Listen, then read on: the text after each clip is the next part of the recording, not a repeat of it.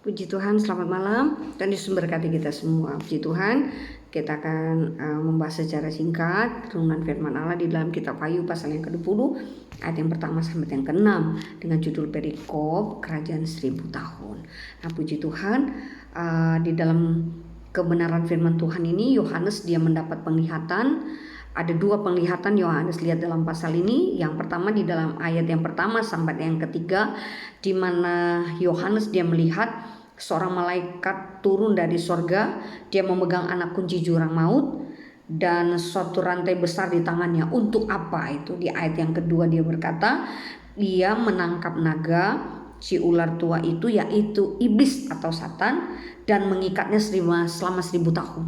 Dan di ayat yang ketiga dia berkata, kemudian ia melemparkannya di sini itu iblis itu ke dalam jurang maut, lalu menutup jurang maut itu dan memeteraikannya di atasnya.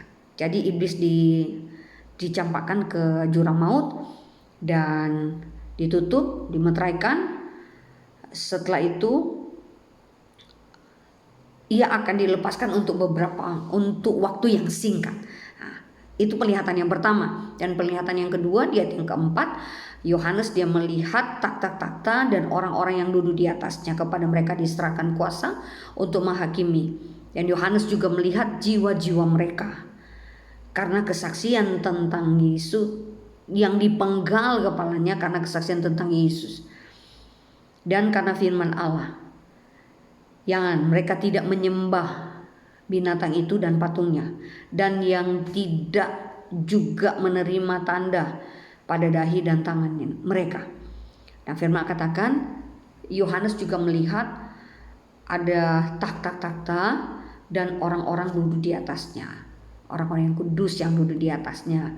Mereka diserahkan kuasa untuk menghakimi.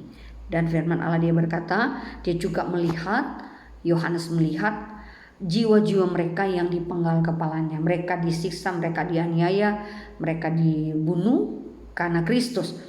Mereka tidak menyembah patung itu dan mereka tidak menerima tanda di dahi atau di tangan mereka, sehingga mereka mati. Dan firman Allah katakan karena Kristus itu mereka akan hidup kembali dan akan memerintah bersama-sama dengan Kristus selama 1000 tahun.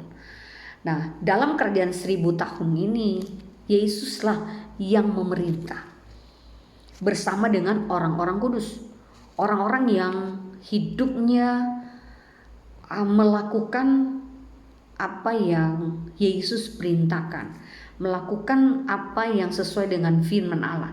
Karena firman Allah berkata, kuduslah kamu sebab aku kudus. Dengan kata lain, selama kita hidup di dalam dunia ini, Tuhan memberikan kita kesempatan untuk kita membenahi hidup kita.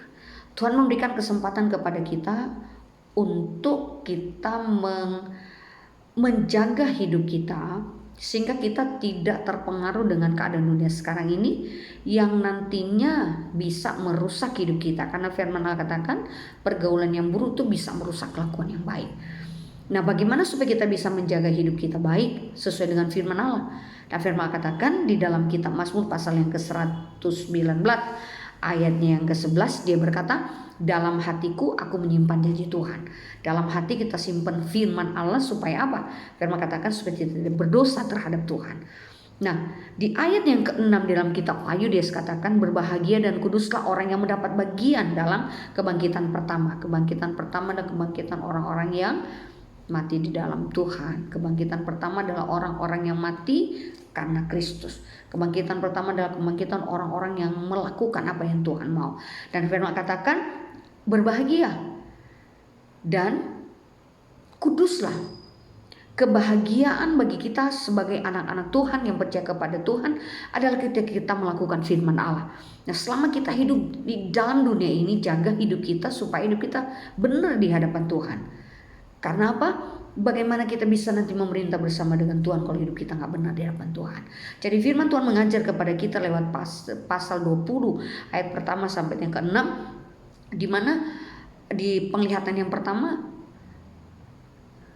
kuasa kegelapan itu dicampakkan ke dalam jurang maut. Tetapi orang-orang yang mati di dalam Tuhan, mereka akan memerintah bersama dengan Tuhan. Ada jaminan kehidupan yang kekal ketika kita bersama Tuhan. Di luar Tuhan kita binasa, tetapi ketika kita bersama dengan Tuhan, kita punya kehidupan yang kekal. Itulah yang akan kita raih, itulah yang akan kita kejar, kehidupan yang kekal, bukan kehidupan yang sementara. Di dunia ini hanya sementara, tetapi kehidupan yang kekal kita ada bersama dengan Tuhan. Nah, selama kita hidup, jaga hidup kita, hidup benar di hadapan Tuhan, lakukan apa yang firman Allah mau, bukannya sekedar kita mendengar firman, tetapi menjadi pelaku firman. Karena firman Allah berkata, jangan hanya kamu jadi sekedar pendengar firman, tetapi menjadi pelaku firman. Jadilah anak Tuhan yang hidup benar di hadapan Tuhan. Tuhan Yesus memberkati kita semua.